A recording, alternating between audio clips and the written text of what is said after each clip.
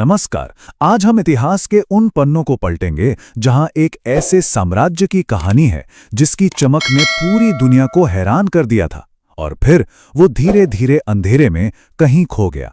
जी हां, हम बात कर रहे हैं मुगल साम्राज्य की। ये सवाल बहुत बड़ा है ना, कि आखिर वो कौन सी वजहें थीं, वो कौन सी दरारें थीं जिन्होंने भारत पर सदियों तक राज करने वाले मुगलों को गुमनामी में धकेल दिया। चलिए आज इसी सवाल का जवाब ढूंढने की कोशिश करते हैं। तो कहानी की शुरुआत होती है एक बहुत ही शक्तिशाली सम्राट औरंगजेब की मौत के ठीक बाद।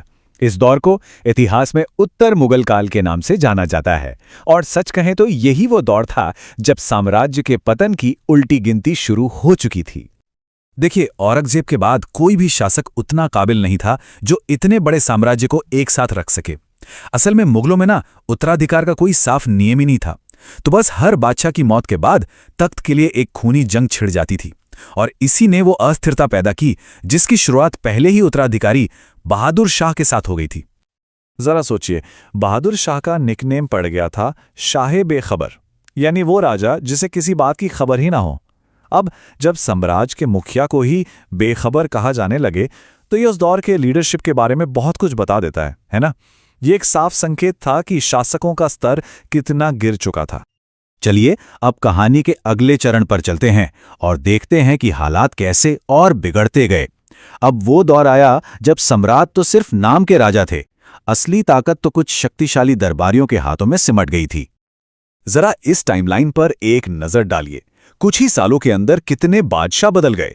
बहादुर शाह, जहांदार शाह, फर्रुखसियर, मोहम्मद शाह, एक के बाद एक। ये जो जल्दी जल्दी बादशाह बदलने का खेल चल रहा था ना, वो साम्राज्य के दिल को यानी उसके केंद्र को अंदर ही अंदर खोखला कर रहा था। तो ये किंग मेकर थे कौन? असल में ये वो ताकतवर दरबारी थे जो अपनी मर्जी से किसी शहजादे को बादशाह बनाते थे और जब चाहते थे उसे हटा भी देते थे। इनमें सबसे मशहूर हुए सैयद बंधु, जो पर्दे के पीछे से असल में हुकूमत चला रहे थे। बादशाहों की हालत तो ऐसी हो गई थी कि वो बस इन किंग मेकर्स के हाथों की कठपुतली बनकर रह गए थे। एक को घृणित कायर का नाम दिया गया तो दूसरे को रंगीला कहा जाने लगा, क्योंकि वो हुकूमत से ज्यादा अपनी मौज मस्ती में डूबे रहते थे। इससे पता चलता है कि दरबार का माहौल कितना खराब हो चुका था। तो जब केंद्र में बैठा राजा ही इतना कमजोर हो तो इसका नतीजा क्या होता है? नतीजा होता है विघटन। जो ताकतवर गवर्नर थे उन्होंने दिल्ली की इस कमजोरी का पूरा फायदा उठाया और अपने अपने अलग राज्य बनाने शुरू कर दिए। ये लिस्ट देखिए, ये दिखाती है कि साम्राज्य कैसे टुकड़ों में बिखर रहा था। अवध, हैदराबाद, बंगाल, ये सब उस वक्त के सबसे अमीर और बड़े प्रांत थे और सबने एक एक करके खुद को दिल्ली से आजाद कर लिया। लेकिन एक दिलचस्प बात यह है कि इन नए राज्यों ने भी मुगलों के ही बनाए हुए प्रशासनिक मॉडल को जारी रखा, जो दिखाता है कि मुगल विरासत कितनी गहरी थी। और इसका सीधा नतीजा ये हुआ कि जो कभी एक विशाल साम्राज्य का शहंशाह हुआ करता था, वो अब सिर्फ दिल्ली शहर का बादशाह बनकर रह गया था। उसकी ताकत और उसका असर दोनों लगभग खत्म हो चुके थे।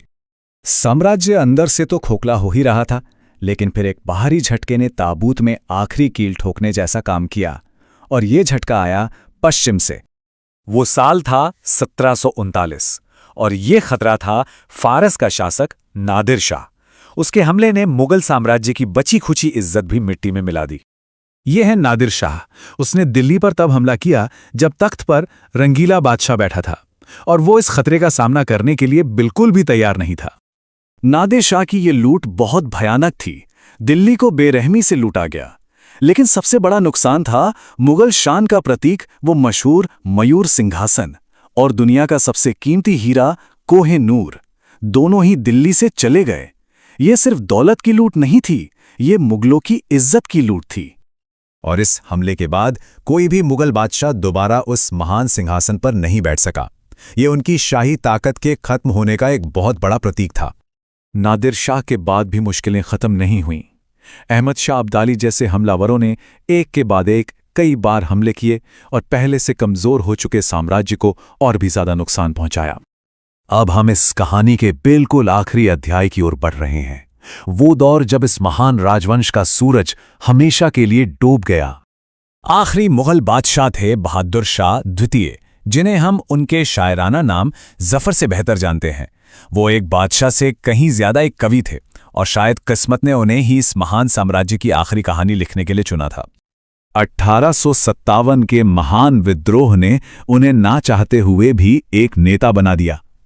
लेकिन जब विद्रोह नाकाम हुआ तो जैसा कि ये तस्वीर दिखाती है, उन्हें अंग्रेजों ने पकड़ लिया। ये सिर्फ एक बादशाह की गिरफ्तारी नहीं थी, ये एक पूरे युग का अंत था। उनका आखिरी वक्त बहुत दुख में बीता। उन्हें अपने ही वतन से निकालकर दूर रंगून भेज दिया गया, जहां गुमनामी में उनकी मौत हो गई, और उनके साथ ही हिंदुस्तान से मुगल वंश का नामो निशान भी मिट गया। तो हम वापस उसी शुरुआती सवाल पर आते हैं।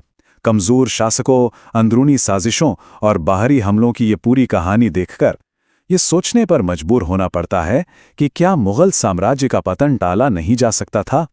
क्या इसका अंत होना तय था, या फिर इसे बचाया जा सकता था? जब तक न सफल हो नींद चैन को त्यागो तुम। जब तक न सफल हो नींद चैन को त्यागो तुम। संघर्ष का मैदान छोड़कर मत भागो तुम। कुछ किए बिना ही जय जयकार नहीं होती, कोशिश करने वालों की कभी हार नहीं होती।